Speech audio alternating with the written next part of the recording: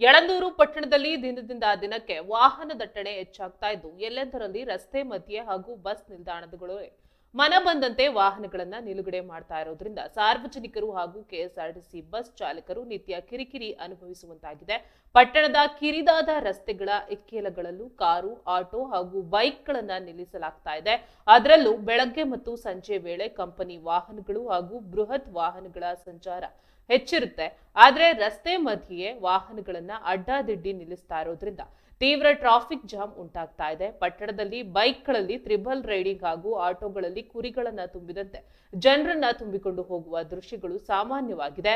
ಸಾರಿಗೆ ಸಂಸ್ಥೆಯ ಬಸ್ಗಳು ಸಹ ಎಲ್ಲೆಂದರಲ್ಲಿ ನಿಲ್ತಾ ಇರೋದ್ರಿಂದ ಸಾರ್ವಜನಿಕರ ಗೋಳಿಗೆ ಕಾರಣವಾಗಿದೆ. ಬಸ್ ನಿಲ್ದಾಣವೇ ಆಟೋ ನಿಲ್ದಾಣ ಆಗಿದ್ದು ಪಟ್ಟಣದ ಒಳಗೆ 3 ಅಧಿಕೃತ ಆಟೋ ನಿಲ್ದಾಣಗಳಿದ್ರೂ ಸಹ ಕೆಲವು ಆಟೋ ಚಾಲಕರು ಬಸ್ ನಿಲ್ದಾಣದ ಒಳಗೆ ನುಗ್ಗಿ ಅಡ್ಡಾದಿಡ್ಡಿ ನಿಲುಗಡೆ ಮಾಡ್ತಾ ಇದ್ದಾರೆ.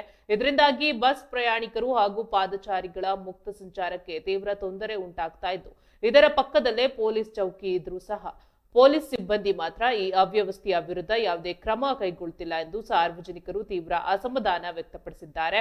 ಕಾರಿನ ಮಾಲೀಕನಿಗಾಗಿ ಬಸ್ ಚಾಲಕರ ಹುಡುಕಾಟ, ರಸ್ತೆ ಮಧ್ಯೆ ಕಾರುಗಳನ್ನ ನಿಲ್ಲಿಸಿ ಹೋಗ್ತಾ ಇರೋದ್ರಿಂದ ಕೆಎಸ್ಆರ್ಟಿಸಿ ಬಸ್ ಚಾಲಕರಿಗೆ ದೊಡ್ಡ ಕಂಟಕ ಎದುರಾಗಿದೆ.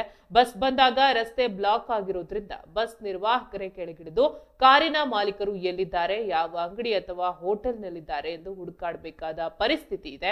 ಆ ಮಾಲೀಕ ಬಂದು ಕಾರ್ ತೆಗೆದ ಮೇಲೆಯೇ ಬಸ್ ಮುಂದೆ ಚಲಿಸಬೇಕಾಗಿದೆ. ಈ ಎಲ್ಲಾ ಗೊಂದಲಗಳಿಗೆ ಕಾರಣವಾಗ್ತಾ ಇರೋದು ಅಡ್ಡದಿಡ್ಡಿ ವಾಹನ ಸವಾರರ ವಿರುದ್ಧ ಸಂಚಾರಿ ಪೊಲೀಸರು ಕಟ್ಟುನಿಟ್ಟಿನ ಕಾನೂನು ಕ್ರಮ ಕೈಗೊಳ್ಳಬೇಕು ಎಂದು ಪಟ್ಟಣದ ನಾಗರಿಕರು ಒತ್ತಾಯಿಸಿದ್ದಾರೆ.